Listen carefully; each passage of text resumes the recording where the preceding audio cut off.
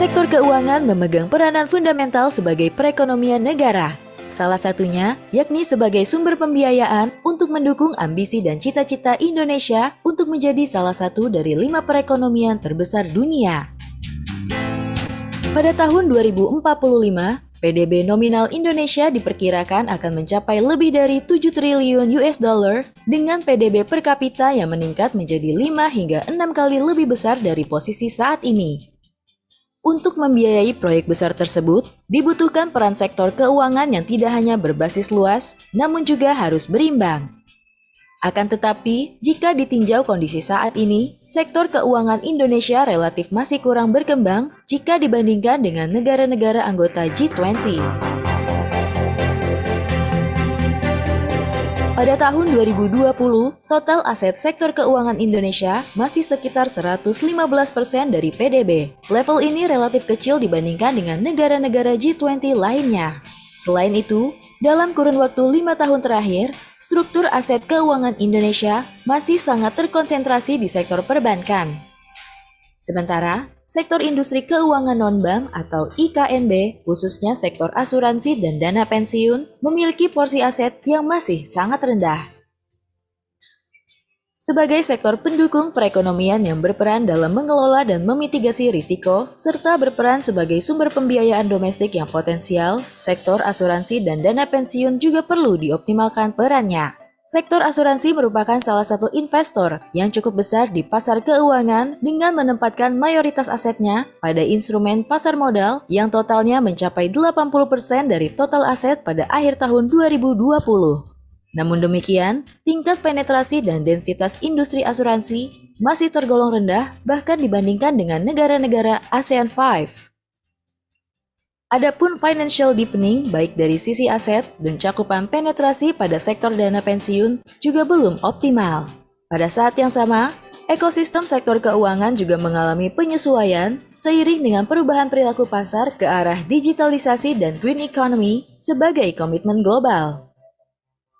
Sektor asuransi dan dana pensiun menjadi sektor yang turut menyesuaikan model bisnis dan strategi keuangan untuk dapat beradaptasi dengan perubahan ekosistem tersebut. Peranan strategi pengoptimalan investasi, tata kelola industri, serta beradaptasi dengan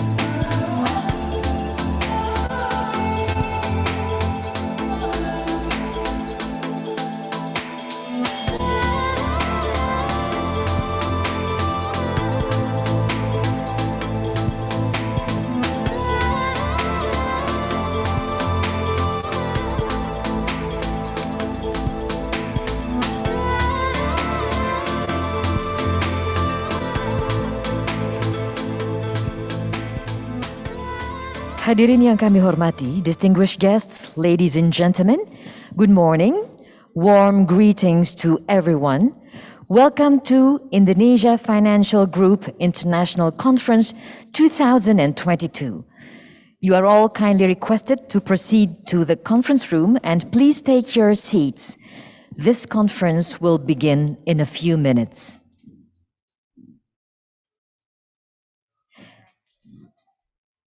Hadirin yang kami hormati, distinguished guests, ladies and gentlemen, good morning. Warm greetings to everyone. Welcome to Indonesia Financial Group International Conference 2022. You are all kindly requested to proceed to the conference room and please take your seats. This conference will begin in a few minutes.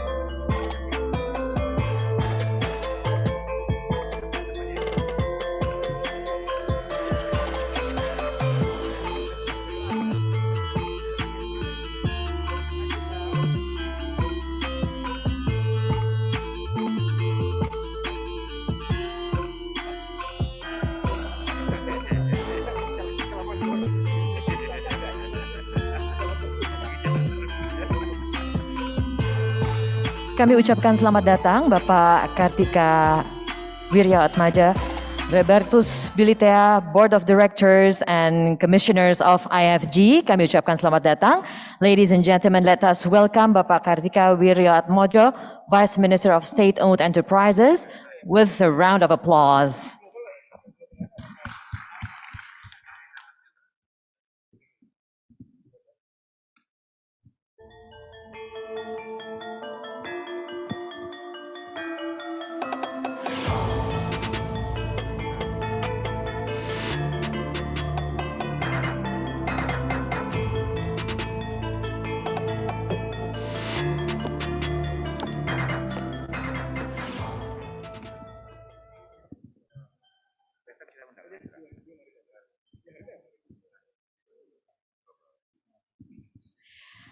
Assalamualaikum warahmatullahi wabarakatuh.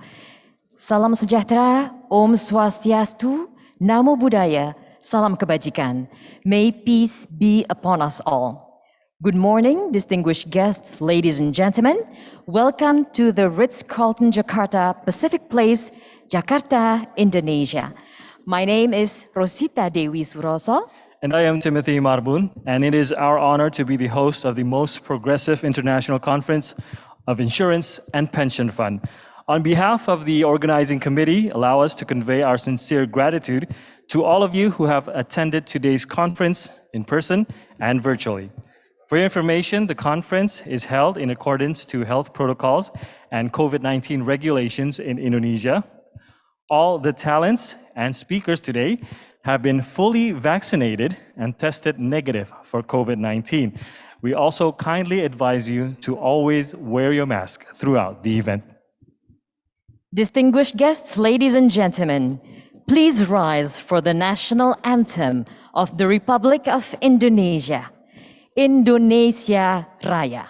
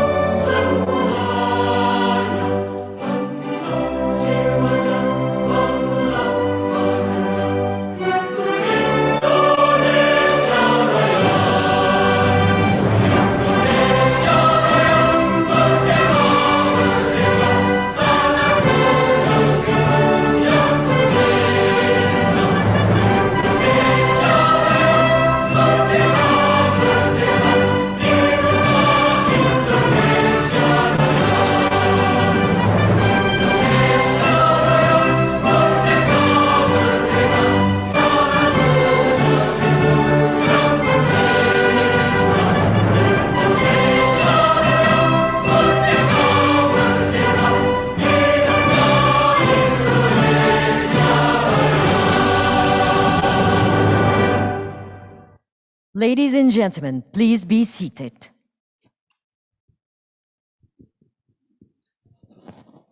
Ladies and gentlemen, before we begin, we would like to extend our warmest welcome to our honorable guests.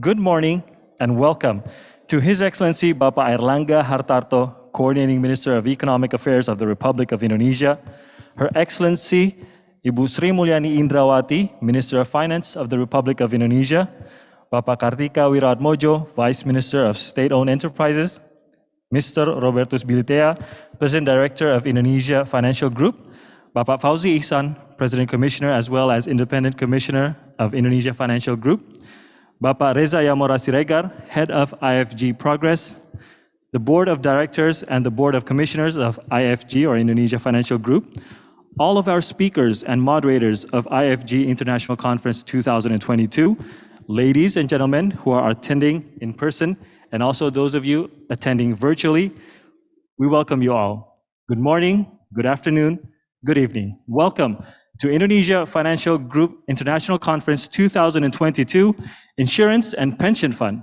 Transitioning into Digital and Green Economy System. Indonesia Financial Group International Conference 2022 is the most progressive international conference on insurance and pension fund in Indonesia. This is the first international conference organized by Indonesia Financial Group, IFG, a state-owned strategic holding company of insurance and underwriting companies. IFG International Conference 2022 with the theme Insurance and Pension Fund, Transitioning into Digital and Green Economy Ecosystem will bring together over 20 panelists from more than 9 countries worldwide. Distinguished guests, Bapak Ibu yang terhormat, ladies and gentlemen, before we start today's sessions, we will first listen to the keynote speech from the Coordinating Minister of Economic Affairs of the Republic of Indonesia. We welcome His Excellency Bapak Airlangga Hartarto.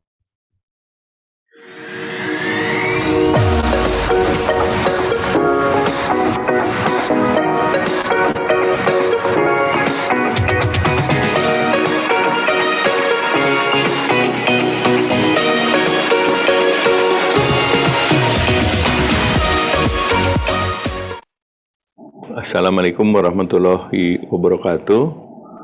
Kami hormati Bapak Fauzi Iksan, Board of Commissioner Indonesia Financial Group, Bapak Robertus Bilisia, Board of Director of Indonesia Financial Group, distinguished guests, ladies and gentlemen. I would like to express my thanks and appreciation to the Indonesia Financial Group for the invitation and the initiative to organize the first international conference by the IFG addressing the theme of insurance and pension fund, transiting into digital and green economy ecosystem. The theme and topics for each session of conference are timely and relevant, not only the current period, but also for the coming years of the development of the financial market, in particular for the insurance and the pension sectors and the economy of Indonesia. Ladies and gentlemen, there are numbers of milestones that Indonesia aims to achieve in coming decades.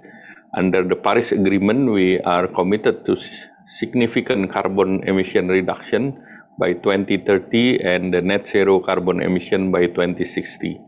For Indonesia, the commitment for the net zero carbon emission by 2060 is a major pledge.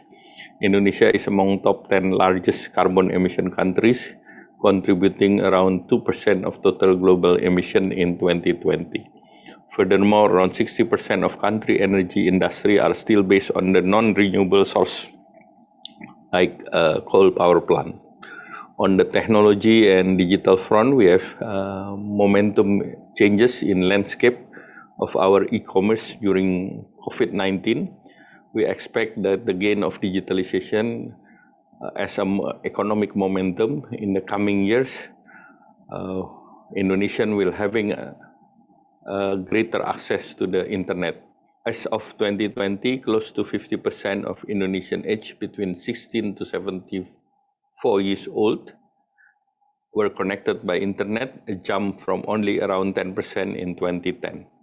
The ecosystem of low carbon emission environment and digitalized economy is a foundation to the country aspiration to join industrial economic status by 2035, another milestone that the country GDP per capita is forecast to be over around 15 to 20,000.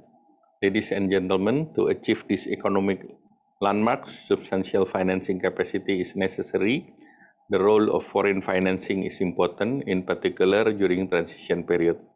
However, substantial domestic funding resource is prerequisite for the sustainable financing. As of 2020, total asset financial market is less than 120% of the country normal GDP. If we benchmark against those developed economies with the nominal GDP per capita over 20,000, Indonesia needs to at least triple the size of country domestic financial sector in the next 2 or 3 decades to fuel the necessary growth to become a developed nation. For the transition to the economic based on the new and renewable energy, our conservative estimate suggests that Indonesia needs at least 25% of country nominal GDP to finance the country commitment to 2030 carbon emission reduction. Based on recent economic by IFG progress, less than 2% of the total bond outstanding in 2021 can be classified as the green bonds. Similarly, we need to advance the data center capacity to support digitalized economy that is requires significant investment. Unquestionably, the deepening and expansion of the financial market are urgently needed. In this effort, the contribution of the insurance and pension fund is indispensable. The total asset of the insurance and the pension fund only amount less than 20% of nominal GDP in 2020. Benchmarking against the regional economic with well-developed pension fund sector, the asset of pension funds of Malaysia and Singapore are over 60% to 85% of the country nominal GDP respectively. Recent number shows that the Indonesian worker that have access to the pension fund is only less than 20%.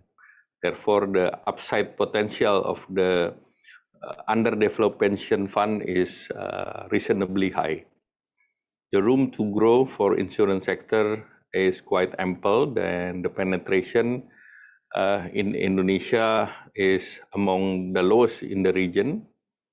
And we hope that we can achieve the target of Malaysia, at least in the region.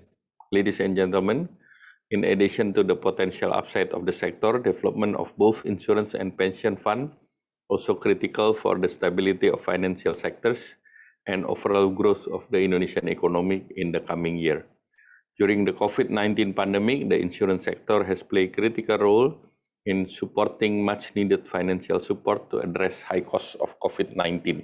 This can be seen by a notable rise in COVID-19 related health insurance claim, as well as the government support through the national budget.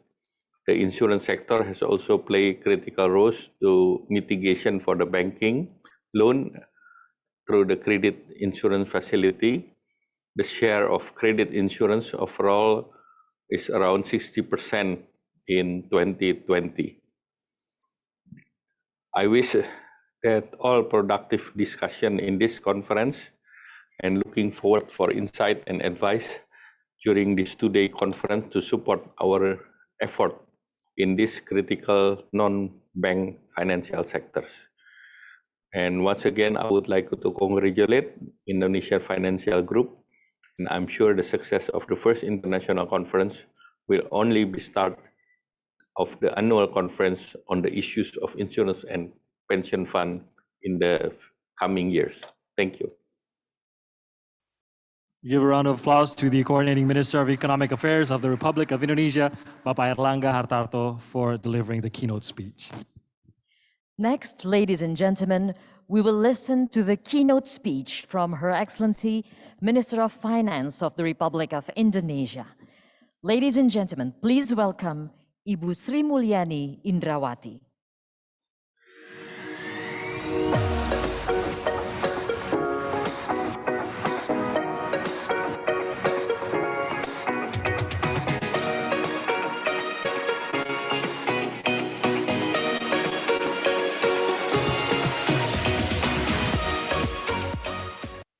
Assalamualaikum warahmatullahi wabarakatuh. Very good evening or good morning to all of you. Honorable Bapak Airlangga Hartarto, the Coordinating Minister for Economic Affairs, Honorable Bapak Erick Thohir, Minister of State-Owned Enterprises, Honorable Board of Director and Commissioner of the Indonesia Financial Group, distinguished guests, ladies and gentlemen, I would like to convey first my sincere appreciation to the Indonesia Financial Group, or IFG, for organizing this important event to discuss about contemporary issues in the financial sector, especially in the pension and insurance industry. It is a great honor for me to be here today with you all. And before delivering my remark, please allow me to extend my appreciation to all participants of this event. This conference takes the topic of insurance and pension fund, transition into digital and green economy ecosystem. This is very suitable and relevant to the current condition and the next challenge for the financial services industry, which is currently at a tipping point. Either they are disrupted or getting disrupted. This is also a response to a disruptive power such as digitalization and increasing commitment to green economy and sustainable financing. Ladies and gentlemen, As we have seen together in these past months, the ongoing global economic recovery are not always smooth and easy.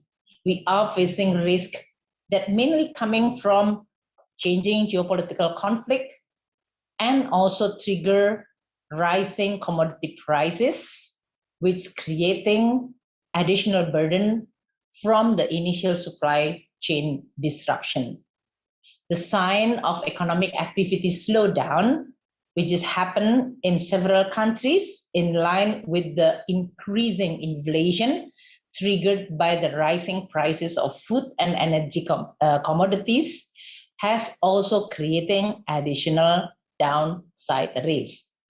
Higher inflation, higher interest rate, tightening monetary policy is definitely becoming one of the most important risks that need to be watched carefully and managed carefully by all financial system and financial institution.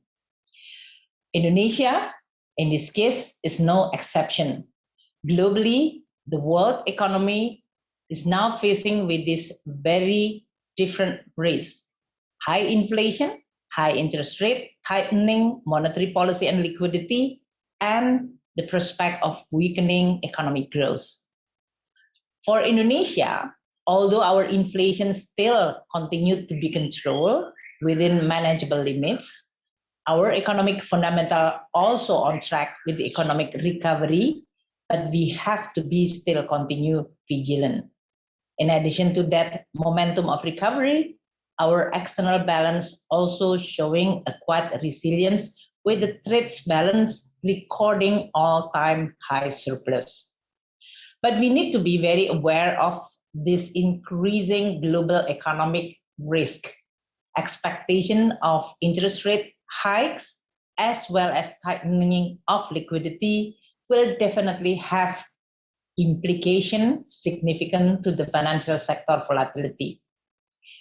Distinguished guests, ladies and gentlemen, aside from this imminent risk in the form of financial market volatility, which is triggered by tightening monetary policy, Indonesia financial sector is facing trends that have the potential to create future disruption and innovation through our digital economy and sustainable finance. First, if you look at the rapid digital technology implementation in Indonesia financial services, which open enormous opportunity, as well as the urgency to strengthen our supervisory and also consumer protection. According to the study by McKinsey, digital acceleration during the pandemic is equivalent to 3 years of technology adoption. This digital transformation is predicted to occur permanently, so that it has a broad impact on the economy, on the government, as well as to the society at large. Digital economy in Indonesia is projected to grow exponentially. This is supported by the young and tech-savvy population and also relatively high internet penetration. The E-Economy Southeast Asia Report 2021 predicts that Indonesia digital economy is growing 49% from $47 billion in 2020 to reach $70 billion in 2021. This figure is predicted to continue increase, which is going to achieve $146 billion in 2025. This is certainly the highest value or volume compared to the other ASEAN countries. Secondly, with the growing awareness in realizing sustainable future create an opportunity for financial service sector. This is in line with the expanding business actors which continue investing in projects related to the ESG practices. The financial sector holds enormous power in funding and bringing awareness to sustainability issue related to issue of climate change. The commitment to reduce global emission will be translated into potential investment toward a low carbon economy. However, reducing the global emission without measured transition also poses risk that can potentially lead to weaker economic growth and lower investment return. It can also create serious disruption. This condition is not only related to business activity carried out by real sector, but also adaptation by financial institution. As an intermediary function, financial institution can become the primary actors in promoting transition towards sustainable economy through sustainable finance. For example, developing an environmentally friendly instrument and also directing investment to sustainable business sector. Through our G20 Indonesia presidency momentum, Indonesia is trying to encourage the sustainable finance development as one of our 6 priority agenda. This agenda is focused on 3 things. First, developing a transition finance framework. The second one, increase the accessibility and affordability of sustainable financial instrument. And the third one, exploring various policies that can encourage and smoothen the transition towards sustainable finance. So far, our discussion on the G20 of the sustainable finance have reached an agreement that it is necessary to expand the investment in transition activity, particularly funding the transition of high emission sector to be environmentally friendly. Developing countries generally require massive funding so that their development agenda are aligned with climate change targets. On the other hand, the private sector require recognizing sustainable investment as part of their contribution to climate change commitment.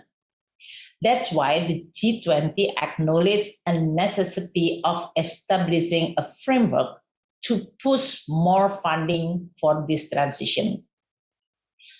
Distinguished guests, ladies and gentlemen, to establish an agile, forward-looking, innovative, prudent, and stable financial sector, the government and the Parliament of Indonesia has also agreed to continue pushing and formulating a policy strategy to reform Indonesia financial sector. The financial sector reform framework is structured on the foundation of 3 inseparable goals, that is the inclusion, deepening, and financial stability. The harmonious arrangement of these 3 aspects become fundamentally essential to anticipate various development and also a dynamic of Indonesia financial sector development present and in the future. In designing the reform of Indonesia financial sector, the government also established 5 strategic pillars. The first pillar is increasing access to financial services. This pillar is the foundation to increase financial inclusion, especially by providing access to various financial institutions, products, and services in accordance with the people's needs and ability to pay, one of which is utilizing the financial information and technology or fintech. The second pillar is related to the expansion of long-term financial sources.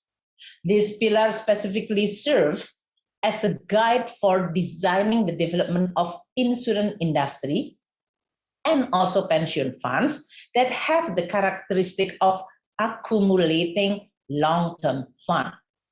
The third pillar related to strategies to increase financial sector competitiveness and efficiency.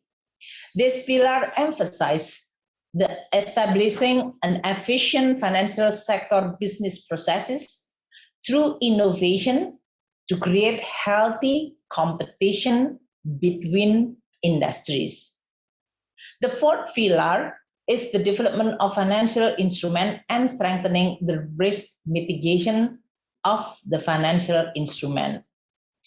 As the variation financial instruments are growing, the fourth pillar is mandated to strengthen the supervisory authority capacity to implement the regulatory and supervisory technology methods.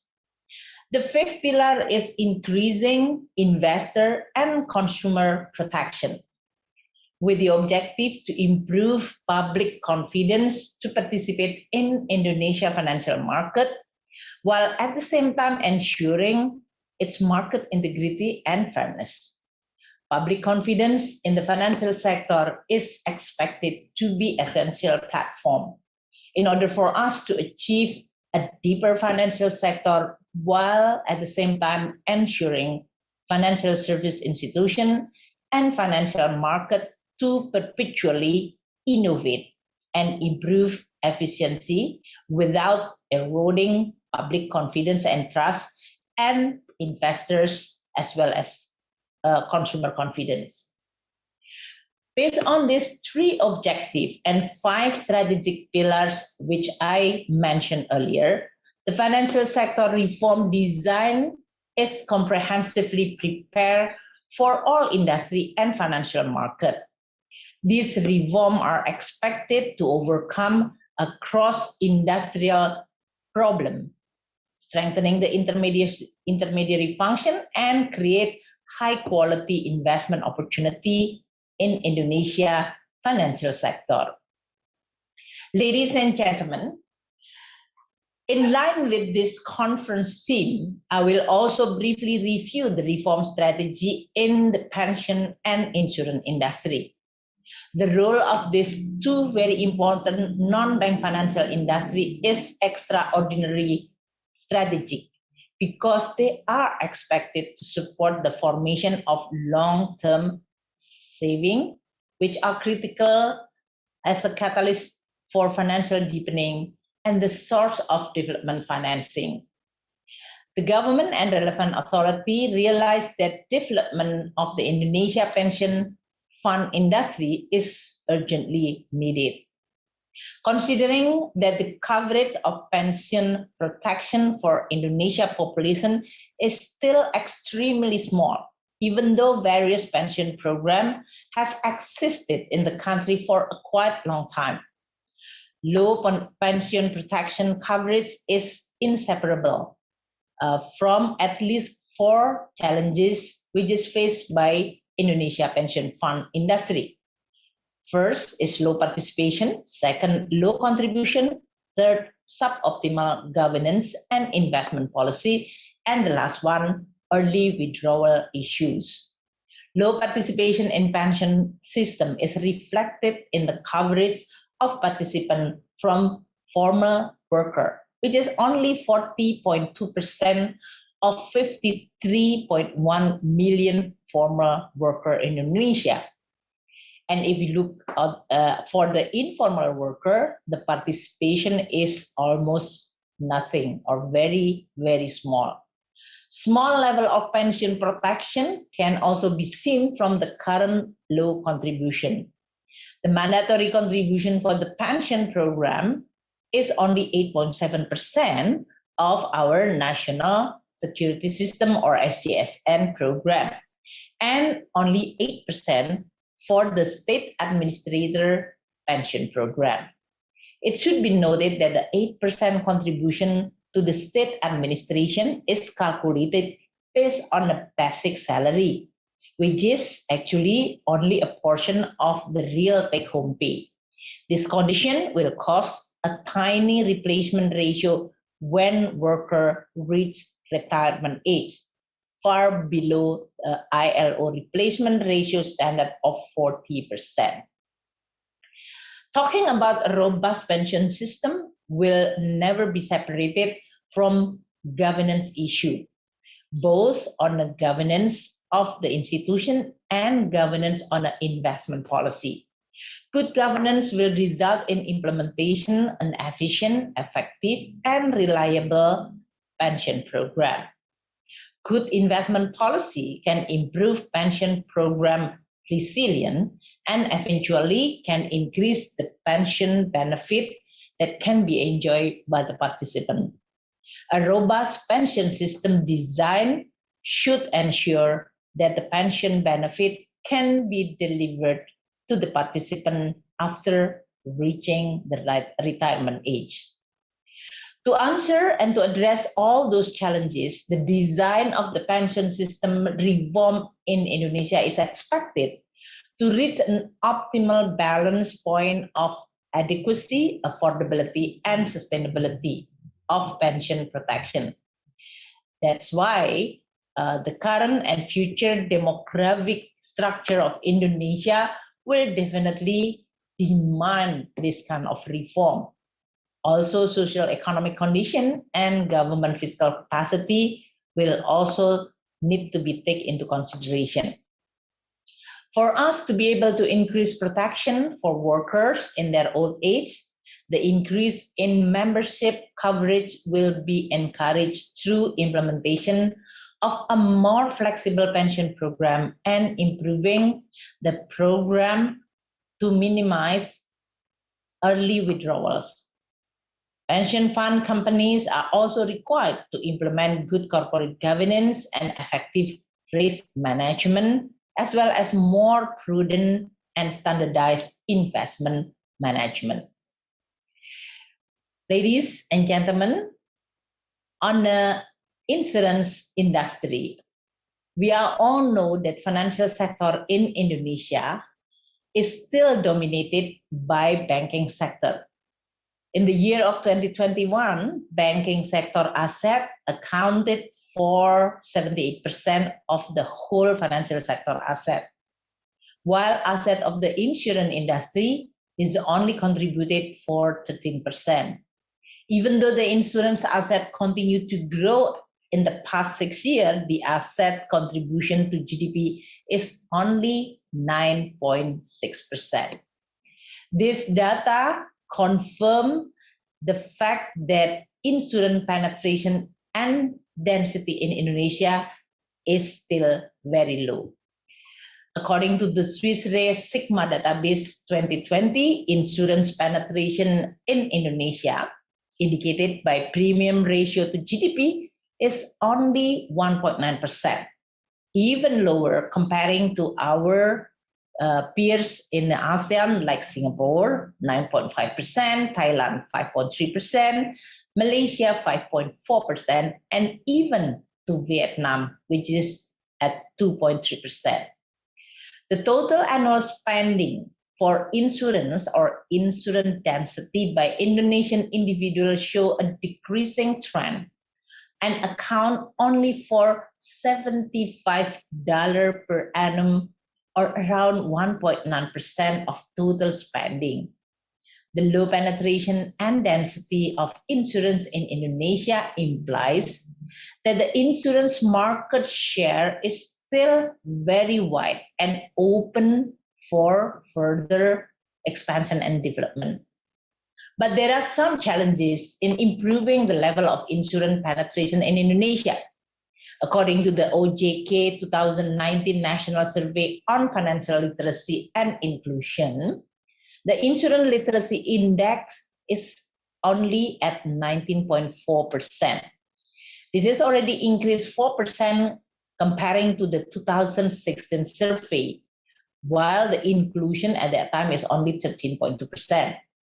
The index of literacy and inclusion for insurance is considerably lower compared to the banking sector, which is at 36.1% and 73.9% respectively. That lower level of literacy and inclusion may indicate that public understanding and knowledge about insurance product and understanding about the benefit of insurance are still very shallow. This can probably be due to the access and information about the benefit of insurance, which is still limited and not publicly available or easily understood. Lack of good governance practices has also become another contribution that need to be improved. In some cases, we also observe bad governance conducted by management that led to breaches of rule and regulation, which then created a risk for the participant. Some of the breaches led to the company to be unable to pay claim, and that's definitely creating additional risk perception.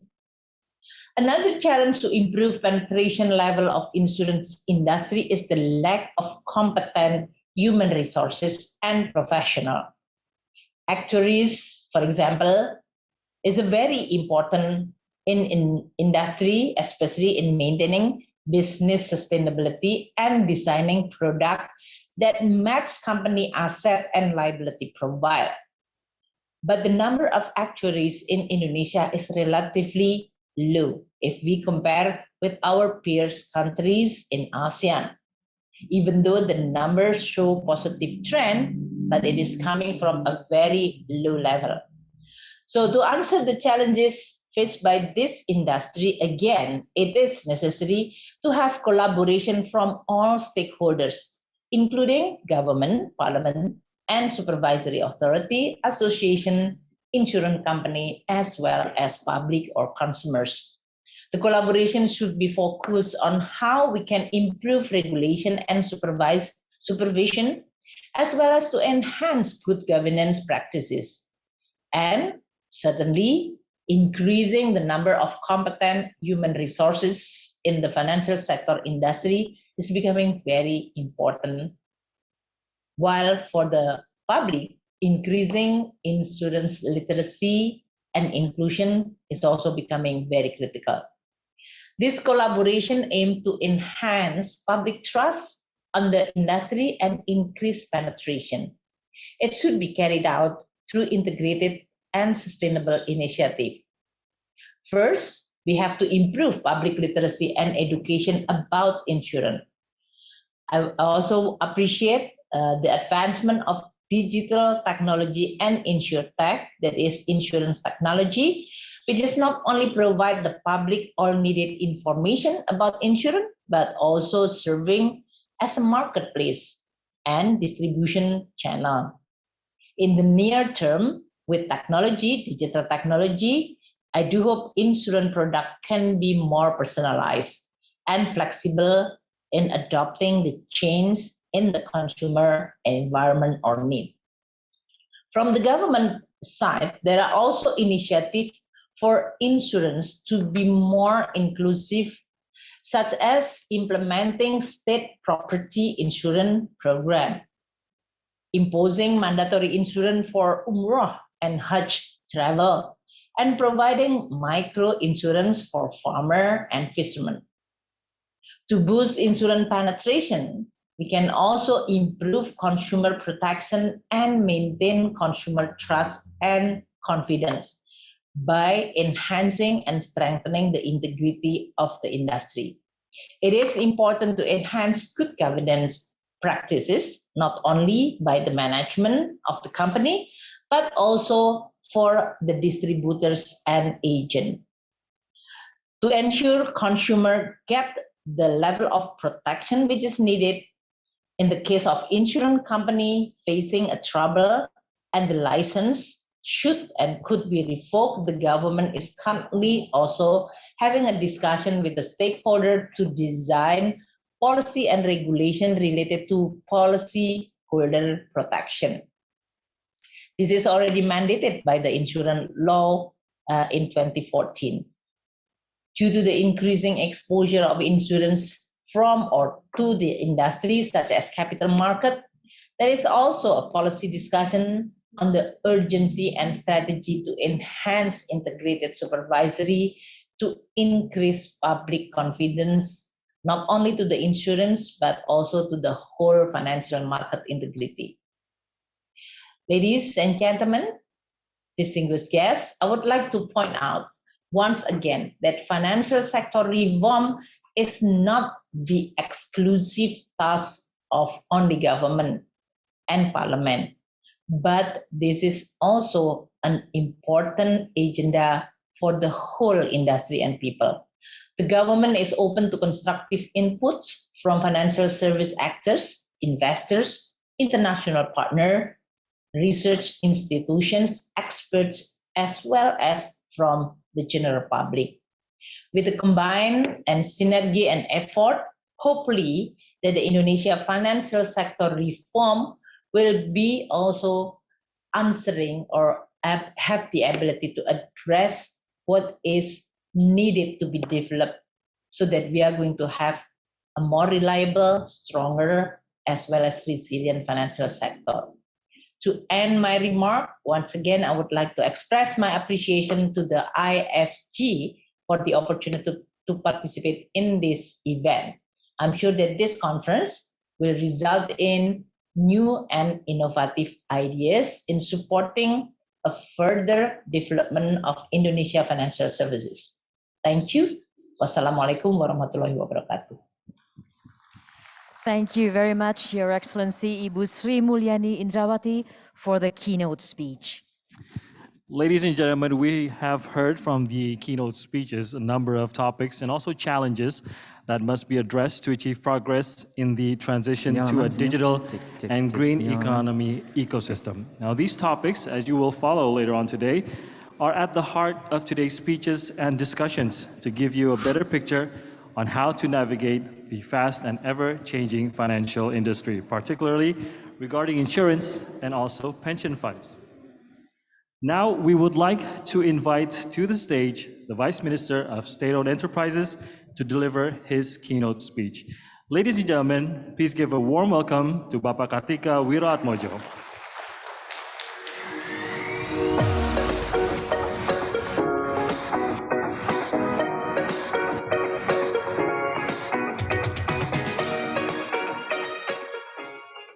Assalamualaikum warahmatullahi wabarakatuh. Selamat pagi, selamat sejahtera bagi kita semua. Saya hormati Pak Erlangga Hartarto selaku Menko Perekonomian tadi hadir melalui taping, kemudian Bu Sri Mulyani selaku Menteri Keuangan hadir melalui taping juga. Honorable Commissioners of IFG, Pak Fauzi Ihsan and all commissioners, Honorable Board of Director, Pak Robertus Bilitea, Pak Eksana and the team, and also distinguished guests, ladies and gentlemen.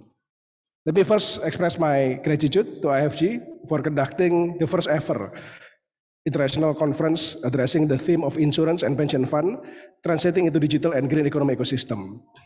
Revamping the non-bank financial institution, particularly insurance and pension fund, is among the primary reform agenda for our government and the MSOE, and this international conference, therefore, is timely to discuss this topic and also all the session that touches important points to reform our sector.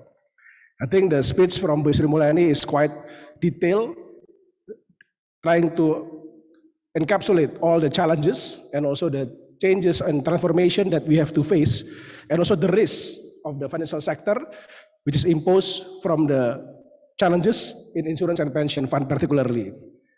Ladies and gentlemen, let me briefly bring you to the context to continue what Bu Sri Mulyani mentioned.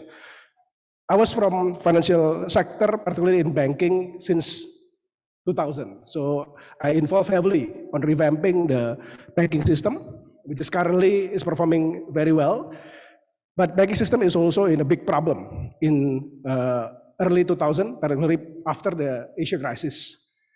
Pak Arden Pardede is also here, one of the actor. I think this is a good background that if we are very serious, programmatic, and we can identify all the risks and all the future objectives, then we can revamp and transform the sector and make it a very productive, efficient, and also contributive sector. If we look into the number here, the banking asset compared to GDP, which is around 60, I think Bu Sri Mulyani mentioned 70, the number is between 70, it was 30 to 40 at that time. Because at the time, there are two issues. First is because financial literacy. So not many people actually owning a bank account. And second, also because the sector was very weak in terms of capitalization and also in terms of intermediary function. So low loan to deposit ratio, very low growth in saving base, and so on and so forth. But now look at the banking system. The banking system now is highly contributive. It's growing at around 10% rate annually. The financial literacy has already improving significantly because of the financial inclusion, which is initially was only 40%, now already reached 75%. Government still want to push to 90%, particularly to several initiatives in the BRI ultra micro holding ecosystem that we want to include also the rural mass. So this is actually a work in progress that currently already achieved its function to actually bring the financial flow into a more formal system.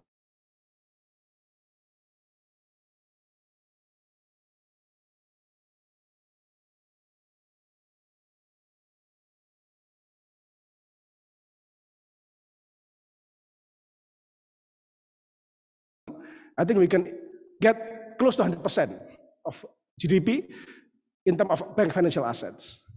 But now let's look at insurance and pension fund. I think insurance is getting better at 8.5, but bear in mind that that is driven by investment, not by risk management or personal protection. It's mostly unit linked. So that is something that we have to discuss how to actually change the mindset of the consumer when it looks into their financial assets. But more importantly, as Bu Srimani also mentioned, look at pension fund, 2.7% of the total GDP. We know that we have a demographic bonus, but this demographic bonus will change into an aging population in the next 20 years. So meaning that by 2060 or 2070, we will have a lot of aging population. And if we are late in transforming the pension fund ecosystem, and late to actually building the asset base to match the future liabilities, then there will be a big challenge when Indonesian population age by 2060, 2070. So this is a very serious problem that we as a group of people who understand this sector, together we have to think, to propose, and to work with government together how to actually change these challenges. And I know that for Indonesian, sometimes it's very difficult to imagine challenges in the future because we are used to tackle challenges today. Yeah? So I think we have to start changing our mindset that we are not only transforming things for today, but also transforming things that will be enjoyed by the next generations. I think this is very important because pension fund will not be enjoyed or the challenge will not be filled by us, but will be filled by the next generations. So I think this is a primary discussion today to really discuss and understand how we could really transform the sector. I think that the context about digitalization and also about ESG is important, but also most importantly to change the financial behavior of the consumers. And I mentioned to the gentleman in my tables that interestingly, Indonesian consumer, because I have following this since the past 20, 30 years, is still in a very low curve of the risk management for their personal financial risk. So currently most Indonesian is still using or putting their asset for precautionary motive, meaning that they want to hold cash. That's why who benefit the most? The banks, because the saving in banks is growing significantly because most people, when they have more money, they don't invest, they actually put their money on saving with very low interest rate, but they can withdraw it anytime. So it's interesting that when people start to have money in Indonesia, they don't invest, but they put their money in cash basis instrument so they can see the cash and they can withdraw the cash anytime. So meaning that in their curve of their personal financial risk management model, precautionary motive is still the most important thing. They haven't really think about unexpected risks, accidents, sickness, death of a family member, for example, or property earthquake, let alone thinking about the pension or their future generations. So meaning that we have to work together to do a massive financial literacy, not only to understand how you put your money, but also how to map and mitigate your future risks. And this is, I think, a very big challenge because as you know, Indonesia in terms of financial literacy is still at the very beginning of the curve. And if we're talking about rural mass, is even more challenging because I work currently as a chairman of BRI, and we work very hard to make people understand and actually open account in banks. Because still many people hold their assets and their money in non-bank financial institution. That's why also pawning is still a big business because people still actually hold assets like gold or anything else to actually becoming their financial asset that they could use as a working capital when they need it, for example. So there are huge effort that we have to do, and we have to do it in a concerted effort to actually really educate the people. We are just discussing in our table with Busum also that we actually probably should start from the early education, put it in the curriculum about how people planning their life and also understand the risk in life, because your products are actually products to protect risk in life. How would people buy your product if people don't understand the risk in life? I think this is something that becoming our challenges together, that only when people understand the risk in life, then they should start buying protection from insurance company, not investments. So this is, I think, a big challenge for all of us that we need to change, we need to migrate Indonesian consumer behavior. And what is also worrying currently, when people have cash, two things. They want to invest in a high-risk product because they want to see quick result. And as a result, now the Financial Services Authority is burdened with challenges, and also the whole system in the world with cryptocurrency, with other type of Ponzi scheme that apparently Indonesia is still prevalent. Even with the current education level of Indonesia, it's very easy to sell Ponzi scheme in Indonesia. So this is, I think, a big challenge on how people think about and understand what is actually the underlying assets of their investment products. And also what Bu Sri Mulyani mentioned, when people understood about their pension, like in BPJS-TK, they want to withdraw early. This is interesting because Indonesia have a big problem in people trying to withdraw early their pension money. So they don't want to see this money growing and becoming their future reserve, but they want to see the cash now. So this is also a big challenge, how to actually change the people behavior when they have investment, they actually think about futures, not about cash that they will hold in their hand today. So this is, I think, a big challenge that I posed today as a start of the conference to actually think about all these things. And I think digitalization will create context on how to actually transmit, this behavior through digital and make people understand how this personal financial risk can be mitigated through different products that they could access through different digital platforms. So I think that's, the early takeaway that I can somewhat conclude from the speech from Pak Airlangga, from Bu Sri Mulyani, and from our discussion, that we need to be put as a context of the whole discussion today. Besides that, I think next, we can see also the other challenge, which is the industry challenge. The industry challenge right now is because of the fragmentation of the industry. We have too many players with very weak capital. This is also prevalent in banking system 30 years ago. So in life business, we know that the big players are all the joint venture company. In our portfolio in state-owned enterprise, I actually manage several bank insurance business, Mandiri Aksa, BRI FWD, BNI Sumitomo, and all these big players, Allianz, AIA, actually capturing big part of the market. So the contribution of the local life insurance company and also local asset management company to actually capture the investment is still very low compared to the foreign players. Probably because of education, products, all of these things. So this is something that we need to understand, how local insurance companies start to actually becoming more competitive, more efficient, and more able to compete with the joint venture and also with the foreign players. On the general side, the fragmentation we know is very worrying. There's too many insurance companies in the general side, and a lot of them actually have very minimum capital. Hence, the challenge is the price war, because everybody trying to get premium. And to get premium, people willing to actually sacrifice future liabilities, and they undercut the pricing. Hence, in every sector in general insurance, vehicle, motor vehicle, property, there is a price war that becoming a self-fulfilling challenge for us, because the small insurance company that are subsistence level, then they are trying to get premium by undercutting prices. So this, I think, challenges in terms of the industry structure that we have to work together with OJK on how to actually slowly changing the industry structure. I think, again, I'm still optimistic that looking into the banking system, how we transform banking system, all the way now, that we have different bank with different layer from buku 4 to buku 1, all of them actually contributing quite well, and there is recently a move to increase the capital for the buku 1 to 3 trillion, and everybody already committed. And also a lot of banks that has been taken over by a stronger capital owner, that makes the risk in banking system becoming lower and lower. So I happen to be the chairman of Bahana as well, so I follow all these changes.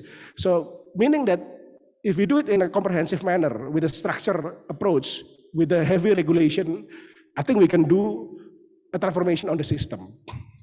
So these two challenges, the challenge on the financial literacy, on insurance and pension product, and the challenge on the industry structure, both have to be resolved before we're talking about innovations. Otherwise, the innovation will be just icing on the cake. We haven't resolved the core issues of the system. So I think I will put this as a context, and I really want the participant of the conference to really discuss this in a depth. And I mentioned to Pak Robertus that we need to actually have also smaller FGD with government, with incoming OJK commissioners, with all industry players, how to actually think about these two challenges and how we create a long-term roadmap to address these two challenges on financial literacy and also on the industry structure. Ladies and gentlemen, if we put into more detail of the challenges in the insurance industry, we are even getting more worried because first, I think everybody in the insurance industry understand that Indonesia never experienced a low and long interest rate environment. So we still remember when people still having a guarantee of 7-8%. I think most of the pension funds still using the interest rates of 8%, if I remember correctly, because I just review all the pension fund for state-owned enterprise. The actuarial interest that they put, I think including also Taspen and Asabri, is still at 8%. Whereas deposits right now is already at 2.5%. So there's a massive gap between the actuarial on asset and the actual investment that is currently available and low risk. So this is a big challenge because if we reduce the actuarial interest rate closer to the current deposit rate, which I think will persist, say 3-4%, there will be a massive underfunding in our pension systems. So let me put that bomb in front so that everybody understand the bomb in the morning. So this is a big challenge that we all have to understand and start to make plan how to actually address this challenge. I think this is also not Indonesia and global. I think I talked to CEO of AXA, he happened to be my friend. They are worried that if at the time the inflation was very low and interest rate was negative, just like in Japan where the insurance company collapsed because of the negative interest rate. So there is a joke in Europe right now that the only sector that is happy with the high inflation is insurance business. Nobody else is happy with the high inflation rate except for the insurance business because now, for the first time, there will be an interest rate hike. And it's going to be a long interest rate hike because we have to address inflation that is quite high in the all developed market. So this is also a challenge if Indonesia persistently in the low inflation environment and the central bank rates is persistently low. This is a new environment that we haven't, actually faced before ever in Indonesia. So this actually, for all of you, pose a challenge on how to balance the asset liabilities in your balance sheet and how to actually catch up with the future liabilities that's already underwritten in your balance sheet. Pricing pressure, I think we know how the pricing pressure in all products. And then the organic demand is growing only slowly on the core products. And this is a big challenge because people like to buy the peripheral product, unit link and everything. But the core products, life protection, health protection, actually grow very low. This is, I think, linked back to the literacy that we have to educate again, that we need to build understanding of what is the core product. I think if we talk about Europe, which is one of the most advanced insurance market, I think for individual, they at least have first pension fund that is provided usually by the country. They have life protection, they have their health protection, they have their car protected, they have their property protected, and some other things. So at least they have 5 to 7 protection that is always becoming their default protection for their life risk. And I think this is something that we have to understand, how much protection that is commonly available for people so that they don't slip to become poor people when something on their life happen. So this is something that we need to educate and really map how to people actually progressing in their life expectation and also protecting their future life risk.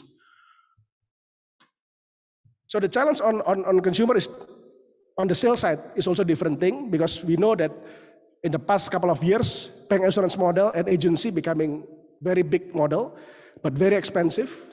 We know that the distribution cost through bank insurance can be 30-40% on the first 2-3 years. It's very high, inefficient model. And now digital will become a new challenge. How to do 3 model altogether: bank insurance, agency, and digital. And if we do it well in digital distribution, I think we can undercut the total distribution cost significantly. And I think we have to aspire, because I was in banking system, and we know that in banking system, the changes to digital reduce the cost efficiency ratio significantly. So in 90s, in 2000, early 2000, cost efficiency ratio of banks was around 60%. Now it's mostly 45%, and some of the most competitive one, like BCA and Mandiri, is already below 40%, the cost efficiency ratio. This is all because of digitalization and the efficiency of distribution. So I think a big challenge. So digital is not only seen as a tools to get more customer and also to engage deeper to the customer, but also to reduce the efficiency ratio, the combined ratio, so that we can reduce the overall inefficiency in the system. And I think we have to slowly move away from the expensive broker and agency model, moving to digital and reducing this as a default model. The challenge number 3, I think related to what I just mentioned, is also a lot of the value is actually captured by distributors, not by the players, both by the bank, which is becoming the default bank insurance fee receiver. So in Mandiri case, I remember I get a lot of fees from our bank insurance distribution model, and these fees are not related to liabilities at all. It's a free liabilities fee. It's just a distribution fees. The liabilities is still stay in the balance sheet of the AXA Mandiri. So that's actually quite interesting, because the one who own distribution actually get the free risk income, whereas the balance sheet actually have their future risk. So this, I think, is not a healthy model. And also, I think broker, same thing. They get the free risk fees, whereas the liability stays in the book of the insurance company. So we have to really think about how distribution model have to change to actually balancely capture the value, so that the one who actually bear the future liabilities have the most revenue, not the distributors. So this, I think, also the part of the challenge in the system. And then the economic of scale, of course, with that kind of distribution model, economic of scale become a challenge. And I think digital will become key, how to get a large scale without have to invest and to pay high distribution costs. So I think this, will become, challenge for IFG, how to create an effective, efficient digital distribution model and reducing the dependency on other distribution fees. And then limited productivity improvement, I think there are still room, for agency, for bank insurance, but I think productivity has to improve, and also the compliance, especially when they sell complex product, has to improve. Because I think now industry also have challenge in terms of the compliance on the selling process. And I think everybody now have to improve their model. I think some bank insurance already put device to record the selling model, so that there will be no challenge like what happened now with the unit link with some of the big bank insurance model. So I think all this thing is becoming a big challenge for us to how to improve the current distribution model through brokerage, through agency, through bank insurance, and also to shift, say in the next 2-3 years, toward digital distribution model. So I think besides all those things, I think we still have a lot of things in front of us to do innovation. I think we have to segregate between how to correct the current challenges and do transformation of current challenges, but we also have to step up to the future challenges. I think this also happened in banking, as I mentioned earlier, when we actually do a model to actually mitigate the past risk, we also transform into future model. So we don't actually do it in a two speed, but we do it in one speed together. And I think there are a lot of things we can do here. I think, for example, the financial literacy, if we can do directly through digital, through self-learning with digital model, I think that could be a way of educating people. I think the new generation now is very, very fluent and actually learning things through YouTube, through podcasts, so on and so forth. So we have to be innovative in actually educating the customer and also selling our product with the new model of communicating with our consumers. A lot of new generation also very concerned about ESG. I was just recently on a non-deal roadshow to some European countries, in Paris, in London. Many more insurance company that invest through fund requiring ESG standard in their managed assets. So more and more pension fund also require standard. So that's why listed company such as BRI, Telkom, Mandiri has to start improving their ESG so that they can be regarded as an ESG compliant stock. So this is, I think, the trend globally that we have to start addressing. And then we have to work with ecosystem. I think banking has worked with the ecosystem very well. I think if you look into Goto, Bukalapak, and so on and so forth, the product of banking, account opening, pay later is already integrated into ecosystem. So I think insurance also have to move into the same way, that we actually work together with the ecosystem to provide the product through the ecosystem that's already capture many transactions and many customer base. And then of course, if we want to move totally to digital, we have to develop new business model that is actually purely on digital base. But this is probably 2-3 years ahead, just like what happened now with digital bank. When we start to see bank that is operating only in digital space. And we see now some big banks, BCA with the Blue, BRI with Raya, BNI soon will also launch, will start to also launch the attacker model that is entirely run on digital model. And then we start to have to use the data as one of our key assets to targeting customer, targeting the product to the right audience. I think there is a big challenge in the past when we use agent, as agent used to have very random customer selection. They sell high risk product to low risk appetite customer. So this is something that we have to change in the future with the data analytics. And to do that, of course, we have to modernize the basic core system of insurance companies. And I know that most of insurance companies hasn't changed their core business, core IT system. Banks already did that in 2000. Most banks already moved from mainframe to a more agile core banking and more agile data layer. Most insurance companies still living in their old core system. That is a requirement if you want to do digital product and distribute digitally. And then of course, I mentioned earlier about productivity impression. And also, lastly, to reimagine culture, diversity, and ways to working to attract and retain talent. I think this is also important. That I think in the past, the talent that goes to insurance business, a lot of them actually want to go to sales. Why? Because sales have the most direct incentive in front. Nobody want to be actuarial. Nobody want to be IT people. Nobody want to be compliance people in insurance business. Whereas you need those digital people, you need those compliance people, you need those asset manager. So how you actually change the talent pool and the incentive model in your companies so that you have balanced talent, balanced competencies in your company from compliance people, risk management people, asset managers, all the way to sales people. I think most new hire in the past just want to be sales director because that's the most lucrative position, right? So this is something that we have to change, how to actually think about attracting talent and also diversity in the talent so that you have more complete competency. Just like in banks, we have people who want to be risk managers, we have people who want to be compliance director, we have people who want to specialize on digital IT development and so on and so forth. So that's, I think, the challenges that I try to lay out. And I think the discussion today and tomorrow will address some of this key issue. And lastly, I think I want to also make sure that we also in the state enterprise would like to address these challenges in the way we manage IFG. I think IFG not only just a holding company, but it's a way for us in state enterprise to rethink and reform our business in insurance and pension. This is an early stage. Of course, in the first 2 years, we are very busy with the restructuring of Jiwa, but I think hopefully now we are coming to an end part of the restructuring. So we have to move to the next level, how to actually use IFG as a holding to become the catalyst of the transformation for all the insurance companies under the SOE business. So of course, first of all, we have to focus on how to deliver both economic and social values.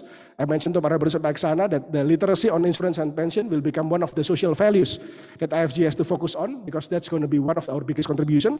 Of course, you have to contribute ROE, dividends, profit, but without the good literacy program, I think it's not going to be sustainable.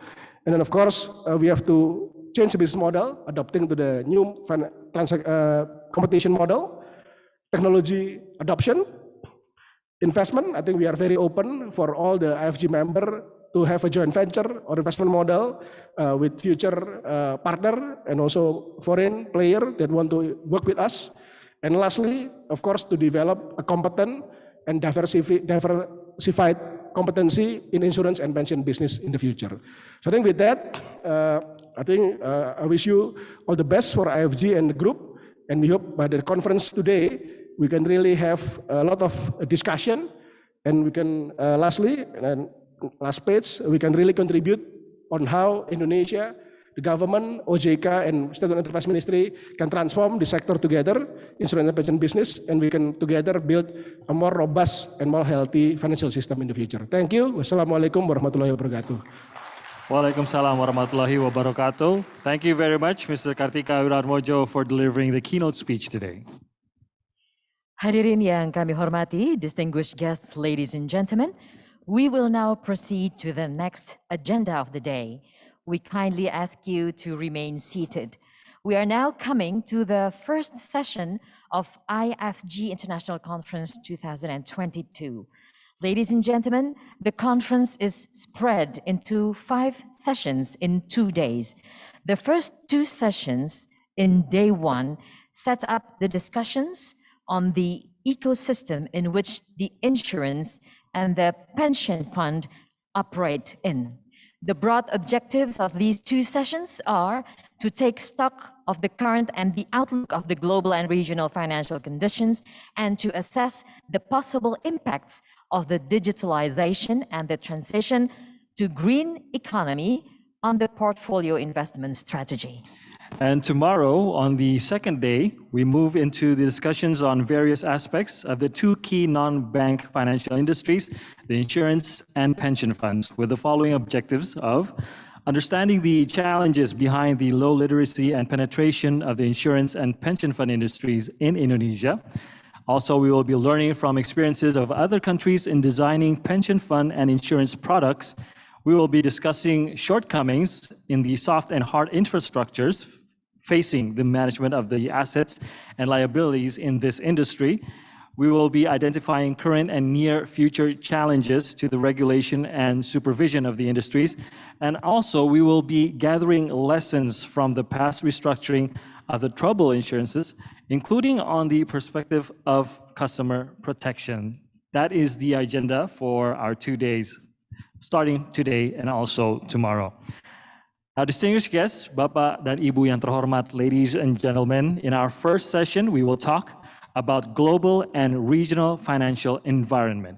And to start with it, we would like to invite our moderator, Chief Economist of Citi Indonesia. Please welcome Mr. Helmi Arman.